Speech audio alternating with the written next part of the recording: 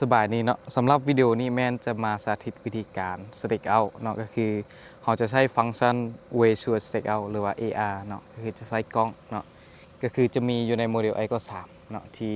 เราสนองไปใหม่ๆนี่เนาะก็คือก่อนอื่นหมดที่เราจะ Stake Out เราต้องมี point อยู่ในคอนโทรลเลอร์ก่อนอยู่ในโปรเจกต์เนาะก็คือการ import point เนาะก็คือมีอยู่2วิธีเนาะคือวิธีที่1ก็คือการแอดเข้าก็คือการแอดเทละ point เทละจุดเนาะวิธีที่2ก็คือสร้างไฟล์ Excel เนาะไปปรับแต่งให้มันให้ format มันตรงกันแล้วก็ import เข้าเลยเนาะสมมุติว่า Union มีแล้วเนาะเราจะตัวอย่างเลยก็คือเข้ามาที่กลุ่มของsurvey เนาะแล้วเลือกที่ point stake out เนาะกดเข้าไปแล้วมันจะโชว์ point หรือว่ารูปแต้มต่างๆที่มันมีอยู่ในโปรเจกต์นี้เนาะเราสามารถกดเอาตัว snap นี่เนาะที่ใส่จุดที่เราต้องการได้เลยเนาะหรือว่าเข้าไปที่3จำนี่ก็ได้แล้วปัดไปเบื้องขวาใน point ที่เราต้องการ stake out เนาะแล้วกดกาทุงเนาะวิธีที่ง่ายที่สุดก็คือกดตัว snap แล้วก็จี้ใส่ point เลยเนาะแล้วก็มันจะโชว์เนาะว่าเราต้องหันหน้าไปทางทิศใดเนาะระยะจากจุดเฮาอยู่หาจุด stake out จากแมปเนาะแล้วก็ไปทางทิศเหนือเท่าใดทางทิศตะวันออกเท่าใดเนาะระดับคัดฟิลแต่มันก็สิบอกอยู่นี่เนาะตอนนี้มันยังบ่โชว์กล้อง AR เนาะถ้าต้องการใช้ฟังก์ชันกล้องในการ stake out ก็คือให้มาเปิดตัว AR ตัวนี้เนาะตัวนี้เปิดขึ้นมากดมันก็จะโชว์เนาะ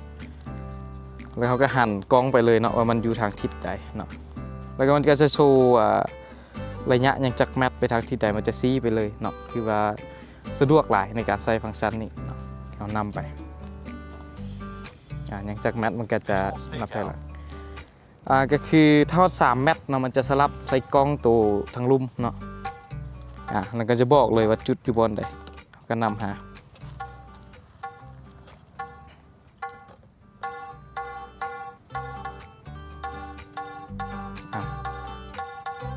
เนาะก็คือเป๊ะเลย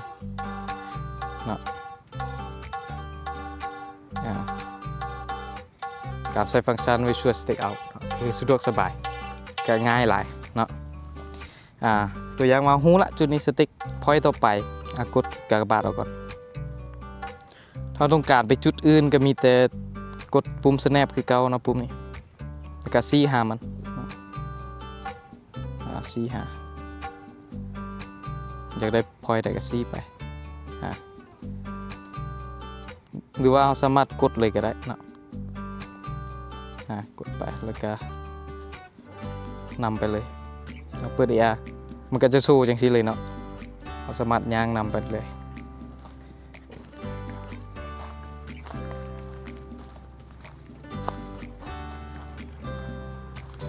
ก็คือเราต้องหันหน้ากล้องเนาะหันหน้ากล้องไปทาง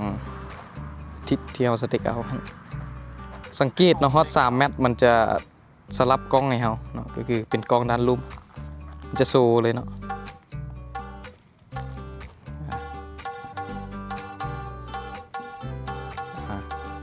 ก็คือเป๊ะเลยเนาะตรงการจุดต่อไปมีกดกากบาทออกแล้วก็กดใส่ปุ่มต่อไปก็